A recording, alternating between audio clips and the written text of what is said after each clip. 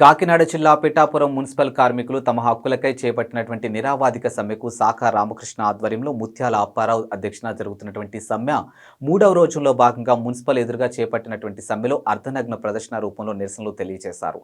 ఈ సందర్భంగా మీడియాతో శాఖ రామకృష్ణ మాట్లాడుతూ ఈ రోజు రాష్ట్రంలో ఆప్కోస్ కార్మికులు ఆకలి బాధతో రోడ్డెక్కి హక్కు కోసం అర్జిస్తూ ఉంటే ముఖ్యమంత్రి జగన్మోహన్ రెడ్డికి జాలి కనికరం లేదని వారి బాధలు అర్ధనగ్న ప్రదర్శన ద్వారా నిరసనలు తెలియజేశారని, ఇచ్చిన హామీలు పరిష్కరించలేకపో పోతున్నారే ఇదేనా మాట తప్పని హుందాతనం, చాలని జీతాలు పెంచలేకపోవడం మడం తిప్పడం కాదా అని కార్మిక సంఘాలు అడుగుతూ ఉన్నాం. ఇక నవరత్నాలతో ఆగిపోయావే, రాష్ట్రంలో డెవలప్మెంట్ ఎక్కడైనా చేసావా, ఒక పరిశ్రమ తెచ్చావా, కొత్తగా ఒక ఉద్యోగం కల్పించావా, ఉన్న ఉద్యోగాలకు జీతాలు ఇవ్వలేకపోతున్నావు ఏంటి?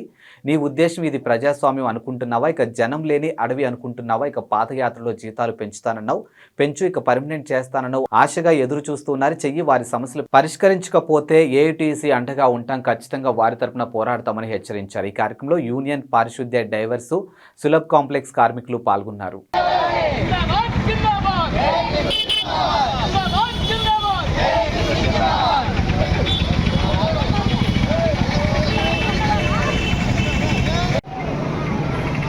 ఈరోజు మున్సిపల్ కాంట్రాక్ట్ అవుట్సోర్సింగ్ కార్మికులు ఎవరైతే ఉన్నారో పిఠాపురంలో 3 రోజులు సమ్మె ఆకలి బాధతో ఇలా రోడ్డు ఎక్కి ఉన్నారు.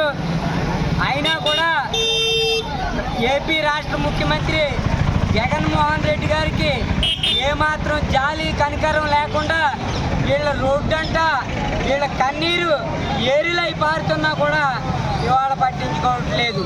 వాళ్ళు ఏమడుగుతున్నారండి?